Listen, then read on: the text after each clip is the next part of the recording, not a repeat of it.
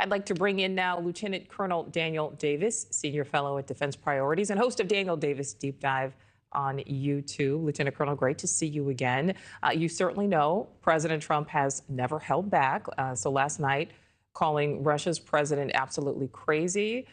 Do you think this is all strategy? Is this reckless? What's your reaction?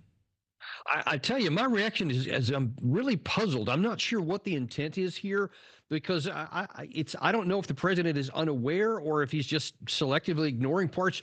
But Ukraine has been firing hundreds of drones per day into Russia, trying to attack into Moscow. That so far, the Russian air defense has been a lot better than the Ukraine side, and they've shot them down. I'm talking over 700 drones have been fired from the Ukraine side into the Russian side since last Friday. Obviously, Russia is going to retaliate. The big problem is that the Ukraine air defense is not anywhere near as good as the Russian, and so all those drones are finding their target. Not all of them, but a substantial portion of them are getting through and are causing a lot of damage. And the more Ukraine fires this, Russia has always retaliated and responded.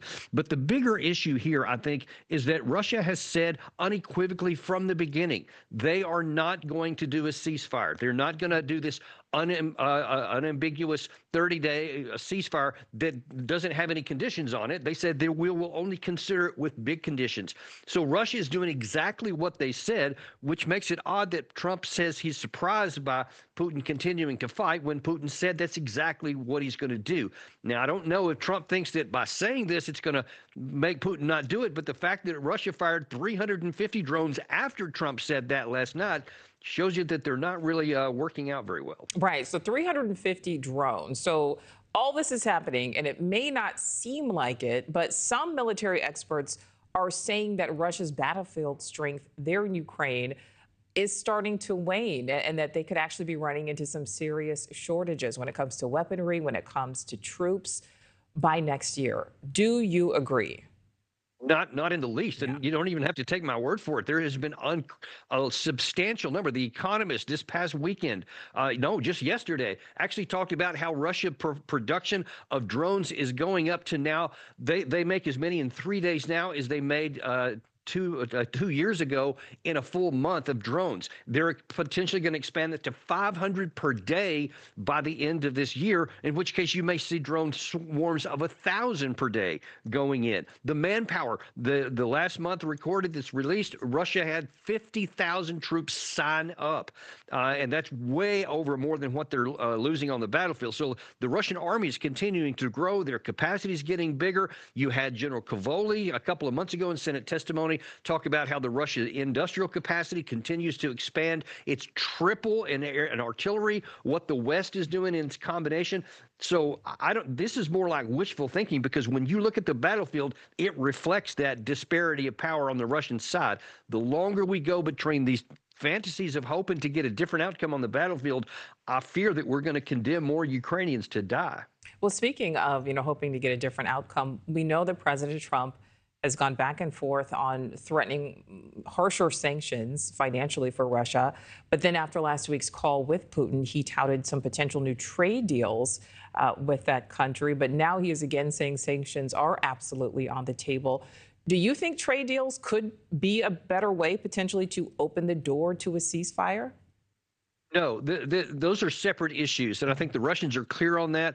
Sometimes I think Trump's clear on that. Sometimes I'm not so sure, because the Russians are saying that the war is its own entity. They want to have good relations. In fact, the Russian media today in their newspapers said that they actually value having a better relationship with the United States. They want to have normalized relations so that they don't have a new Cold War, so to speak. But they say that all is predicated on prioritizing winning the special military operation, as they call it, and they say they're not interested in doing anything different as long as if they can do both, and they will. Trump has signaled periodically that he's looking beyond the war as well. He wants to get this off the table, because in his Truth Social, I think a week ago, he was talking about things that could be. And certainly they could be. The Russians are open to it. But if we try to say we're going to sanction people before, first of all, there have been 17 rounds of sanctions since the war started. And I don't understand what anybody thinks that number 18 or 19 is going to do that the previous 18 haven't. That's a very good point, Lieutenant Colonel. The president has also mused that he might just walk away and just leave the negotiations to the Europeans. He's floated the idea possibly of the new pope helping out in negotiations. Do you think the U.S. should take a back seat at this point? Without question, I do, because that's the only thing that can bring this to a quicker end. If we continue on pretending that we're going to give more supplies or more ammunition or weapons, all it's going to do is enable the Ukraine to die slower and to have more people killed. But there simply isn't enough. You had Secretary Rubio in Senate testimony last week say we don't have any more air defense missiles to give Ukraine. We don't have them we're at the bare minimum for ourselves, and nobody else is going to have them. And if that is not telling enough, I'm just not sure what else people need to understand, that we don't have it to give, and to continue to pretend otherwise leaves the war open. And I think that Trump, in that same Truth Social that your correspondent mentioned a second ago, he ended it by saying, this is not my war, this is Trump's, this is Putin's, it's Zelensky's, and it's Biden's war. It's not Trump's war, as he put in there. So he could be signaling that because of the intransigence on both sides, which is why he called out Zelensky, maybe he is getting ready to walk. All right, well, we will certainly see what happens. We know this is not ending anytime soon. Lieutenant Colonel Daniel Davis, thank you as always. My pleasure.